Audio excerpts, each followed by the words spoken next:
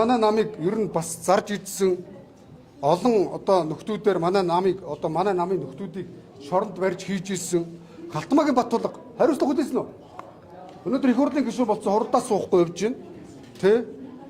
Тэгээ өнөөдөр Баттул энэ манай намын үндэсний бодлогын оронд уг нь бол шүү дээ. 300 шилдэг гэр ахуйгаа зассан амьдралаа шийдсэн ийм шилдэг хүмүүс орж ирж иж 300-аас шилдэгэн шилдэг 126 нэр дэвшижээж ман намын олигархуудтай үзэх ёстой юм.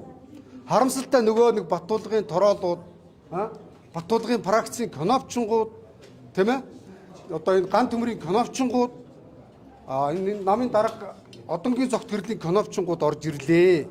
Энэ яаж байгаа? Намыг хөвчилж авах гэж байгаа юм. Тэгээ манай намын энэ дарга нарт нэг алдаа байдаг. Аваагүй байхад авгаа сайхан, алдаагүй байхад үнэг сайхан гэж намын даргын суудлага дээр суухаараа ерөнхий сайд болцсон мөрөөдсөн те. Өөрийнхөө долдоо өнөр за чи тийм юмны дарга болно, чи тийм юмны дарга болно гэдэг албан тушаал хуваарлж хагаад хий зүүдлээд хий тавиад байна. Тий. Ялалт гэдэг бол амаргүй. Тий.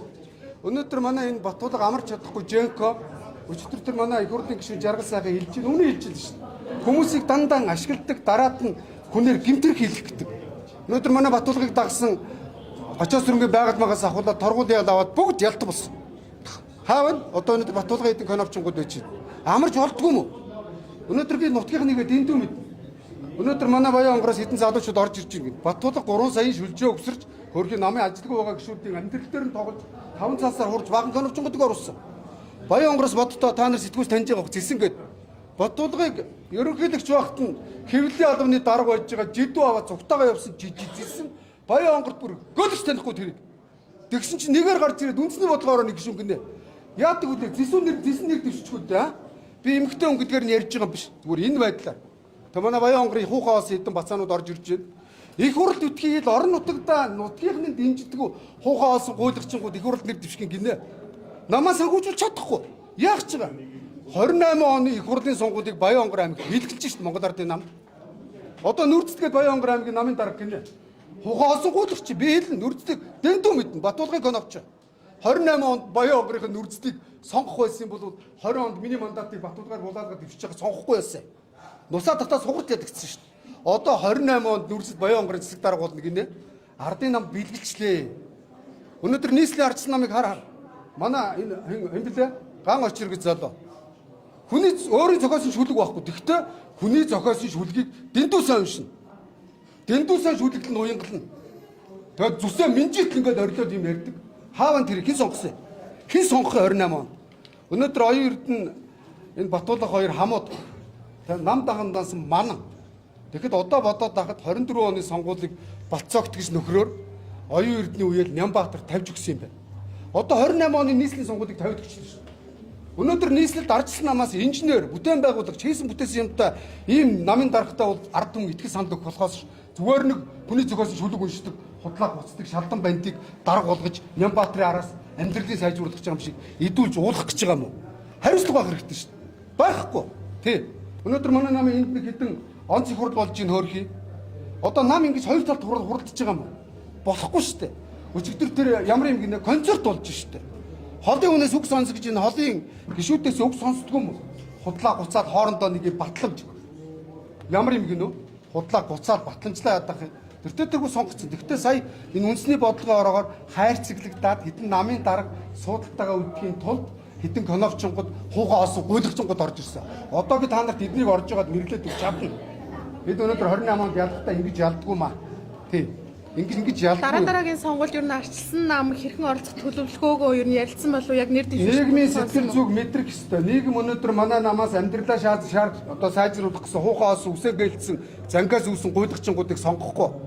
Тэгэхээр ядаад нэг над шиг үннийг хэлцдэг манай намтай өнөөдөр сүрэг хүчин хийгээд алалцдаг үнний төлөө шоронд орохоос айхгүй явдаг. Нэг бол ийм дөрүүдийг сонгох байх.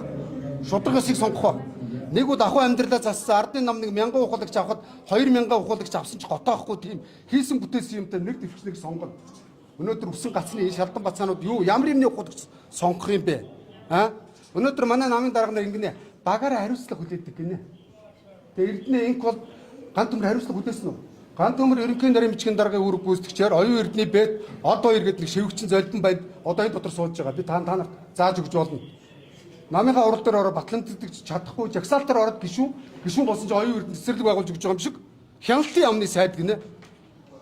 Хэдэн тэрбум төгрөг үрээд буулаач тэр хулгаач ойлгочин золдон банд гэж хэлчих. Уучлаарай жоохон бүдүүлгийг бүлгэлэхээс өөр арга алга. За одоо манай зогтгэрэл бас хариуцлага хүлээн гээд өөрийнхөө үнийг гинсекээр томилуулах гэж байна. Тэ. Өнөөдөр ганц төмөр хариуцлага хүлээсэн юм уу? Хүлээгээгүй шүү дээ. Харин энэ нам гэдэг үд хэн нэгэн даргын өмч мөн үү? Гинсекээр өмнө нь алтан уяг дарга байхдаа өөрийн гэсэн үзэл бодолтой мүүдэн парагцын Эрдэнэ нутаг байсан. Тэгсэн өнөөдөр дарга хариуцлага хүлээдэг хэн хүлээгээд байгаа юм? Эдгээр шоронд орж иж хариуцлага хүлээнэ. Эсвэл үхэх юм уу эдгээр? Эднээс хэн үхсэн? Бүгд таньцруу биш шүү дээ. Тэгээд эдгээр үхчүүдхийн хариуцлага хүлээх. Үр хүүхдээс нь хариуцлага нэх юм уу? Тийм байдгүй.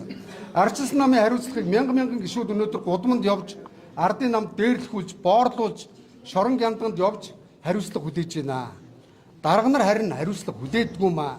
Би ийм л юм яриад байгаа маа. Ардчилсан намын зарим гишүүд бүлгийн дарга огцруулна гэд гарын үсэг зүгээр ер нь тэгээд 100 ямаан 60 ухна гэж нэг хүн яасан олон сэдвэр дуртай байна. Зогтгэр намын дарга хийгээд явал та. Энэ соёлын төвд байгаа тэр хуваагдаад байгаа нөхцөлөөр очиод эвлүүлэлтэй. Бүлгийн дарга чаддагт нөгөө өөрөө нэг ажиллаа хийлтэй. Манайхан нэг юм Монгол улс яагаад хөгжихгүй вэ? Давхар дарга хийгээд олон ажлыг сарниулаад тахаар хөгжихгүй байгаа. Игурлын гишүүд давхар сайд. Тэр шиг ерөөсөө юм болгоны дарга болно. Тэгээд даахгүй нохоо болоо хураана гэж. Бүлгийн дарга өгөх хэрэгтэй шүү дээ. Чаддагт мөн үү? Өөрөө ганцхан намынхан даргаыг чадaltaй гэсэн тоххой. Юм болгоныг дарга гэдэг нь жүжээд байдгаа болох хэрэгтэй. Тий. Харин би бол нийгмийн сэтгэл зүг мэдэрнэ, мэдэрдгээ. Тийм учраас миний үзэл хандлагыг та нар мэдж байгаа. Харин над шиг хүнээр энд намайг ашиглаж, миний энэ дэмжигчнэрийг ашиглаж нэг итгэл үнэмшлийн маань ашиглах хэрэгтэй.